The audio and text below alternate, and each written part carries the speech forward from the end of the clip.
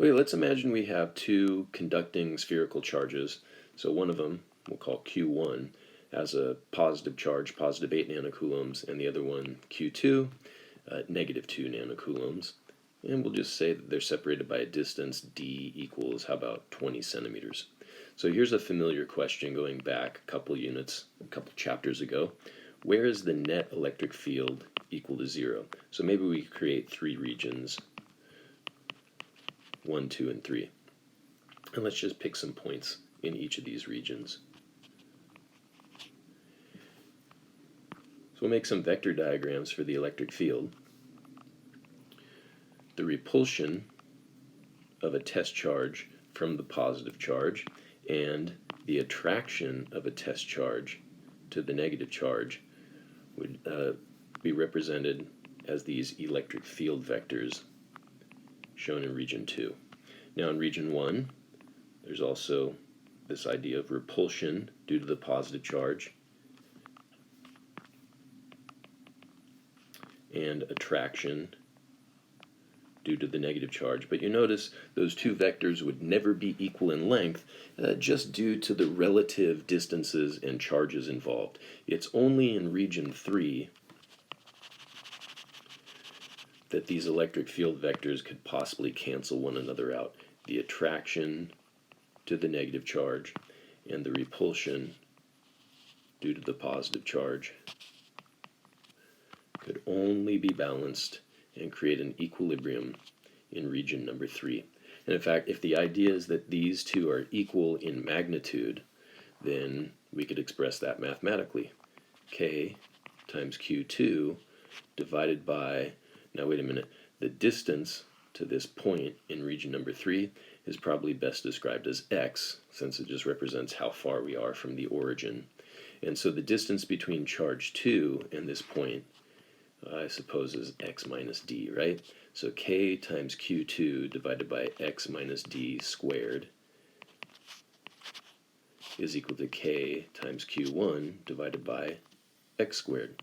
Now the k cancels out, and if we do some cross multiplying and a couple steps here, I think we can show that x minus d divided by x is equal to the square root of q2 over q1.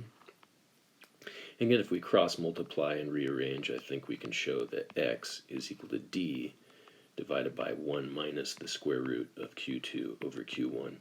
And a red alert might be going off in your head right now. So, are we taking the square root of a negative value? After all, Q2 is negative 2 nanocoulombs and Q1 is positive 8. Well, no, we've already accounted for the fact that Q2 is negative by virtue of drawing this vector pointing to the left instead of to the right.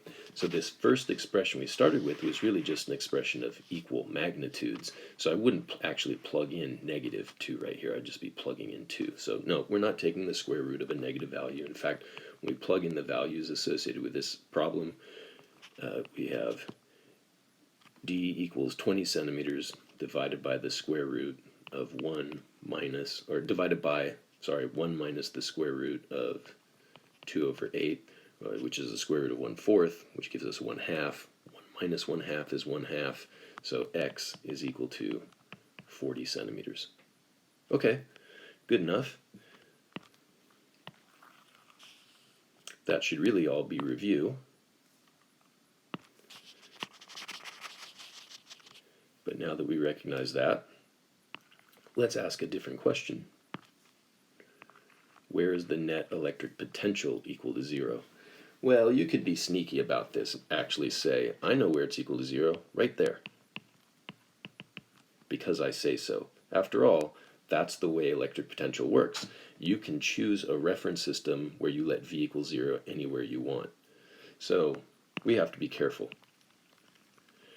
From now on, let's all agree that unless otherwise specifically stated, and we will specifically state once in a while where V equals 0, but unless otherwise stated, we're always just going to assume, or it's always going to be implied, that electric potential is equal to 0 at very distant points. Okay? So that's actually the reference that we'll go with here. So what I really mean when I say where's the net electric potential equal to zero, I mean other than very far away, or other than infinitely far away, where would the net electric potential equal zero.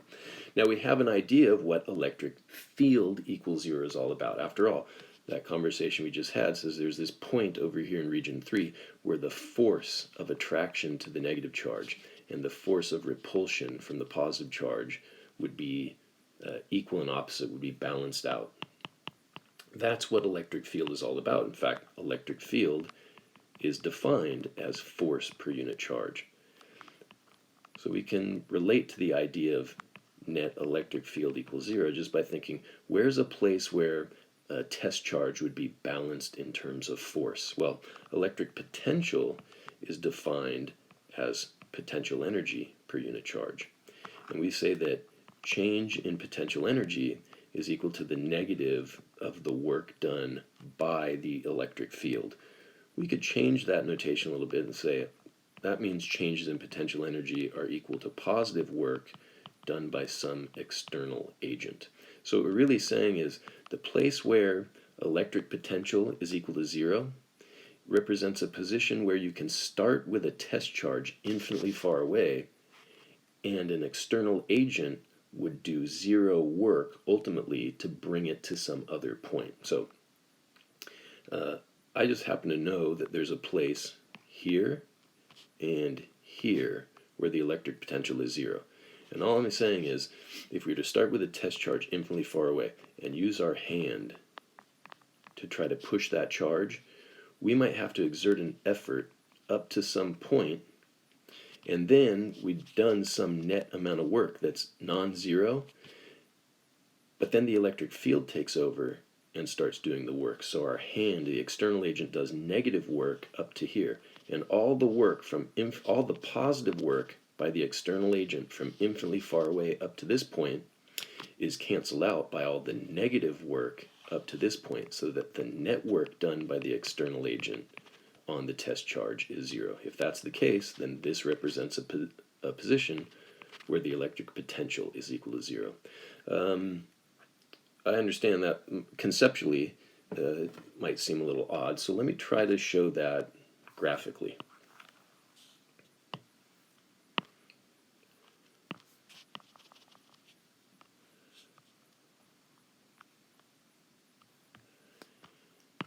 Bear with me as I clean up this diagram a little bit. Number one, I want to extend my x-axis a little bit here.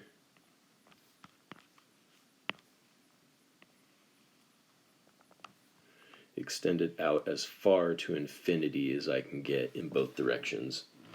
So I can't really show infinitely far away, right? But we'll just say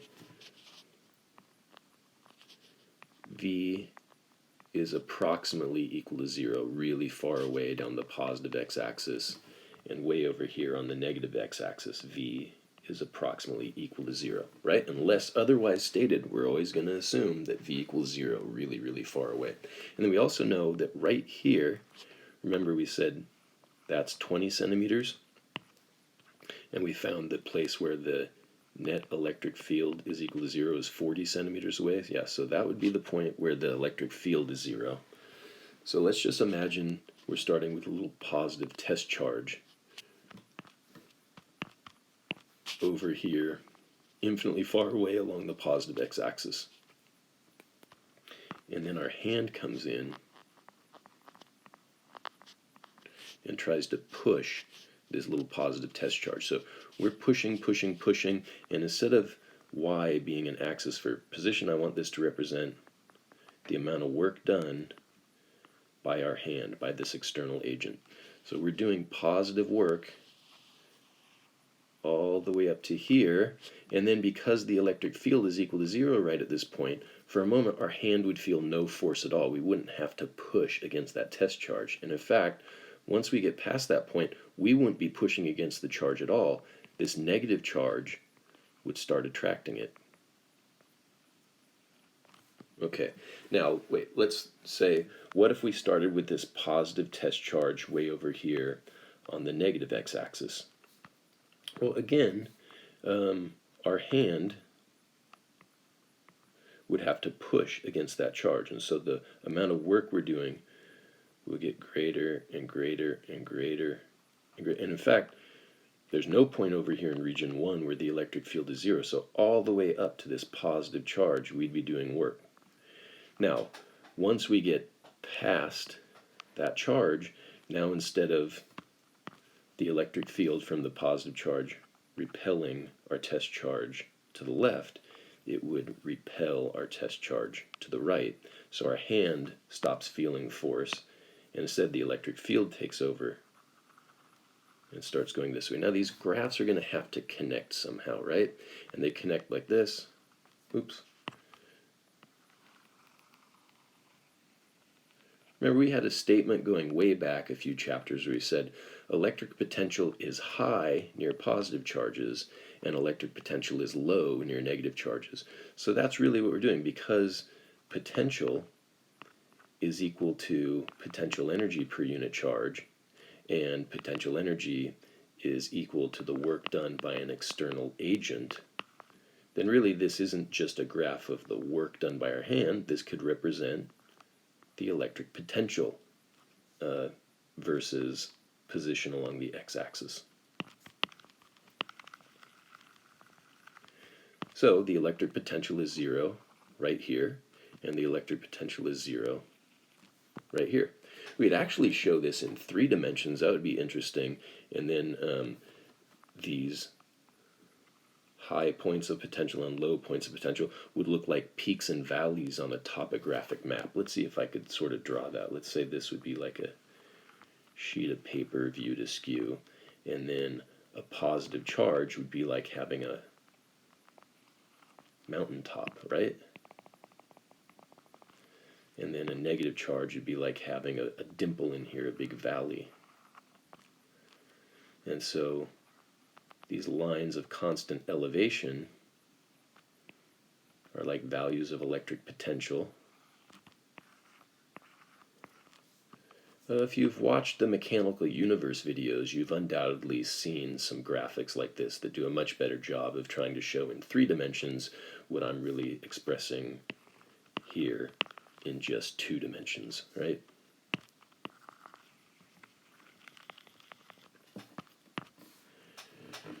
Okay, so by the way, there's this relationship between electric field and electric potential. Now we've said change in electric potential is equal to negative the integral of E dot ds, and that goes hand in hand with saying electric field is equal to dV ds. After all, integration is the opposite operation of differentiation. So if voltage is found by integrating electric field is found by taking the derivative of voltage. Okay, so what's that mean? Well, since we have charge that's only distributed across the x-axis, then we can change this from ds to dx. Right?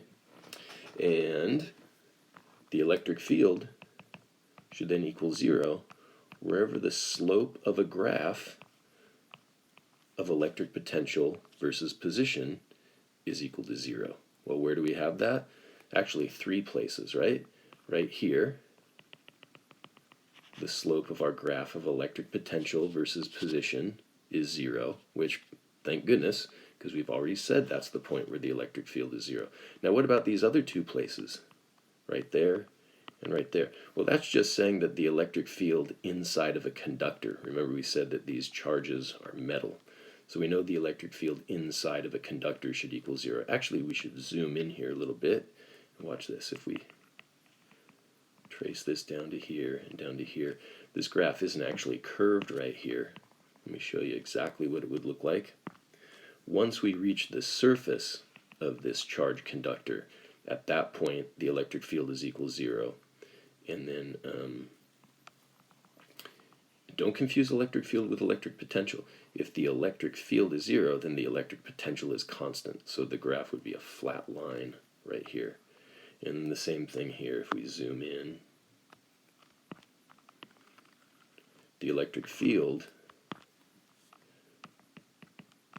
is equal to 0 inside of this metal conductor, which means the electric potential is a constant throughout.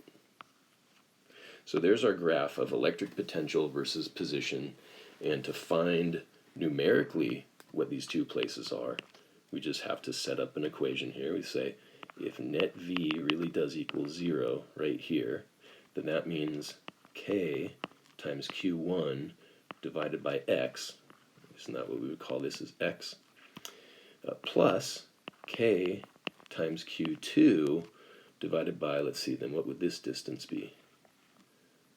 That would be D minus X, right? When we combine these together, that has to equal 0. Now notice, I haven't used vectors to account for the fact that this charge Q2 is negative. So when I plug in numerical values into this expression, I'm not just accounting for magnitude. If the charge is negative, I actually have to plug in the negative. So that's the difference between electric field being vector and electric potential being a scalar. So we have,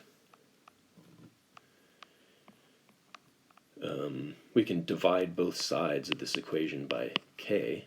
So we have step 1 goes to step 2, Q1 divided by X has to equal negative Q2 over D minus X. Oh, and now since this is, there's a negative sign here, but I'm going to be plugging in a negative value, then I will change this to positive and make a note to myself that this is only magnitude now. Okay, so we have D minus X over X is equal to Q2 over Q1. So D is equal to X times the quantity 1 plus Q2 over Q1. So X is equal to D divided by 1 plus Q2 over Q1. So it's equal to 20 centimeters divided by 1 plus 2 over 8, or 20 divided by 1.25, which gives us 16 centimeters. But then there's also this second point right here. So if we change what we mean by X, so we can solve for that other point. So if X is the distance from Q1 to the other location where V equals 0, then this distance right here would be X minus D.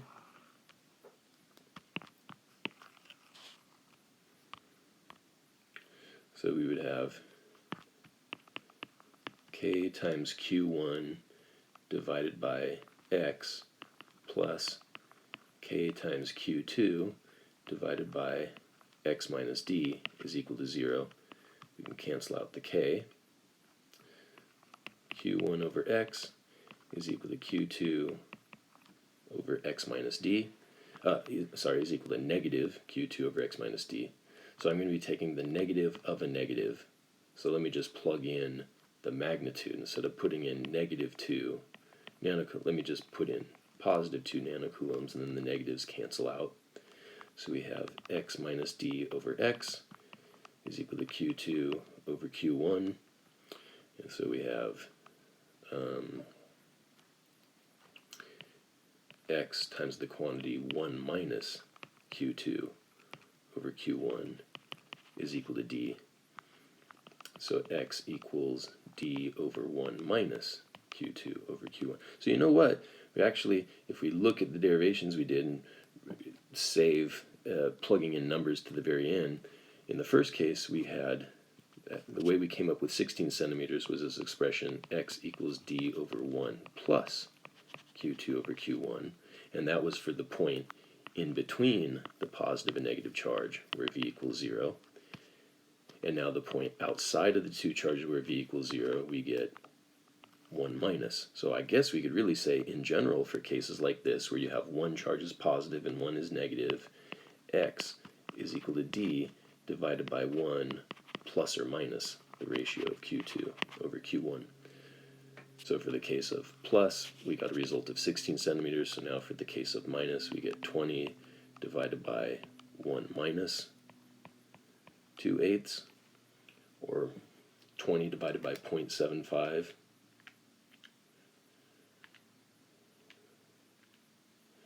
And we get 26.7 centimeters.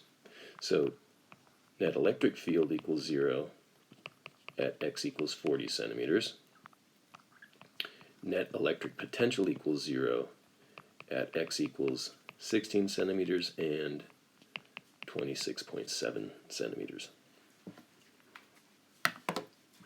Hey, this is going to be a long video, so if you want to hit pause right now and resume, you're welcome to, or you can continue watching. I want to see how we can apply this same idea to two like charges as opposed to two opposite charges.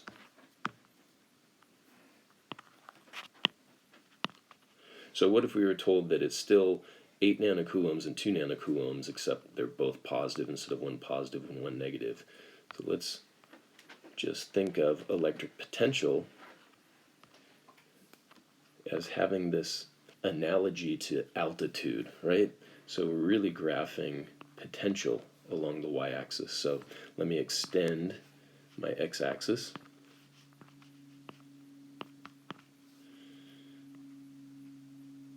And then I just want to imagine this, right? What would it feel like to take a little test charge, put it in my hand, and try to push it toward this system of charges? Well, since they're both positive, then my hand is doing work all the way, up to here for sure. And same thing if I were starting from the left and I'm pushing a test charge. My hand is doing work all the way up to here, right? Now, where's the electric field going to equal 0? Again, we have regions 1, 2, and 3. I think you can quickly rationalize that there's no way the electric field is 0 in regions 1 or 3, only in region 2. And if the two charges were equal in magnitude, that place where the electric field is 0 would be exactly halfway between the two. But because the charges aren't equal, that place where the electric field is 0 is shifted a little closer to the smaller magnitude charge. Okay, well, electric potential is high near positive charges and low near negative charges. So positive charges sort of look like mountain peaks in this graph of electric potential versus position. If it's a larger amount of positive charge, it's just a taller mountain peak, right? So what we really have is this graph that sort of like shows two mountain peaks in a way. And then there's this point where the slope of that graph is equal to 0. Okay, so I guess I missed that a little bit. Right there is the place where the net electric field is equal to 0.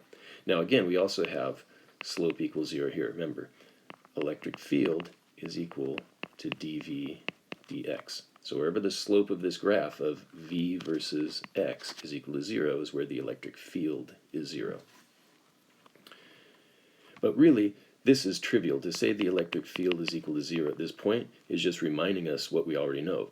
Electric field is equal to 0 inside of conductors. And actually,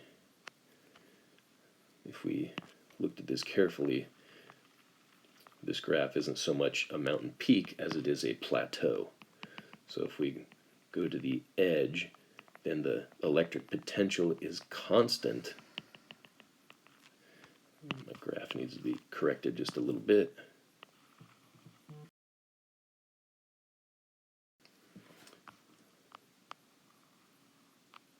And same thing here.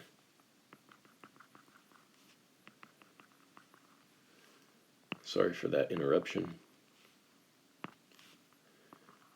We can think of this more like a plateau. Okay, so where is the electric potential equal 0? Nowhere. There's no place where this graph of v versus x crosses the x-axis. So there's one point where the electric field is 0, somewhere in between the two charges, and no point where the electric potential is 0. Well, not quite. I guess there's 2 points where the electric potential is 0. V equals 0 at x equals negative infinity, and V equals 0 at x equals positive infinity. But what we really mean is other than those points, right? So if you have opposite charges, there's going to be one position where electric field is 0 and two positions where electric potential is 0. If the charges are of the same sign, then there's one place where the electric field is 0 and no place where the electric potential is 0. Oh, and by the way,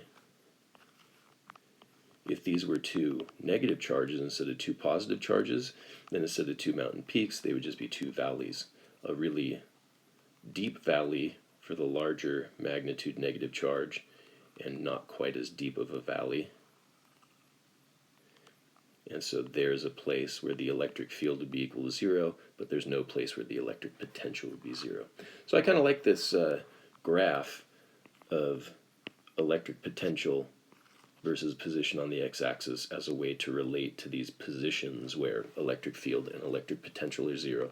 Now, by the way, if we had a perfect dipole where one charge is positive and one is negative and they're equal in magnitude, then I think you would agree with me that we can show a graph of electric potential as like a mountain peak and a valley,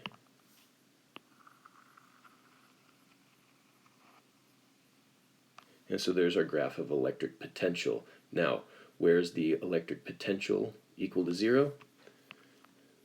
Right here, right in the middle. Where's the electric field equal to 0? Well, I guess there's this point, but again, that's trivial, right? To say the electric field is 0 there is just telling us electric field is 0 inside of a conductor, and same here. So there's actually no meaningful place where the net electric field is equal to 0. We couldn't take a test charge and expect it to balance anywhere. If we put a test charge here, it's repelled by the positive 8, attracted to the negative 8, so anywhere in region 2, our test charge is going to accelerate to the right. Anywhere in region 1, our test charge is going to accelerate to the left. Now, sure, there's a repulsion from the positive charge and an attraction to the negative charge, but that attraction is never going to be as large as the repulsion just due to the relative distances. And we can make a similar statement over here about region 3, that our test charge, no matter what, is going to experience an overall net force to the left, right? Its attraction to the negative is always going to dominate over its repulsion from the positive. Now notice something. Here, where the slope at all these points, A, B, and C, the slope of this graph of V versus X is positive slope. But the electric field would be pointing to the left, which we would say is in the negative direction. So I actually earlier said that E is equal to dV dx. I should really amend that and say E is equal to negative dV dx. The electric field is the negative of the slope of a graph of electric potential versus position. So wherever the slope is positive, we expect the electric field to point in the negative direction. And here, at points D, E, and F, the slope of our graph of V versus X is all negative slope, which means the electric field should be positive. And indeed, the net electric field is going to point to the right in this region. Okay, and then again, all over here, the slope is positive, so the electric field should point in the negative direction. So that's the relationship between electric field and electric potential. The electric field is the negative of the derivative of potential with respect to position, and so we can see that as the slope of a graph of electric potential versus position. And notice, by the way, I'm not saying it's the derivative of voltage with respect to position, because V doesn't mean voltage. Delta V means voltage. V means electric potential. Okay, last one. What if you have two charges that are both positive and equal in magnitude? So the graph of electric potential versus position would just look like two equally tall mountain peaks. So where's the electric field equal 0? Well, electric field is equal to negative the slope of this graph, and the slope is 0, exactly at the midpoint between the two. Now, I know I'm repeating myself. Slope is also 0 here, but yeah, electric field is 0 inside of conductors. Where's the electric potential equal to 0? Well, the only places are these trivial locations, v equals 0 at x equals negative infinity, and v equals 0 at x equals positive infinity. So that might help you as you proceed through this chapter and chapters to come on electrostatics. If you can visualize electric potential as a graph, then you can use that to relate it to electric fields. Long video. Thanks for watching.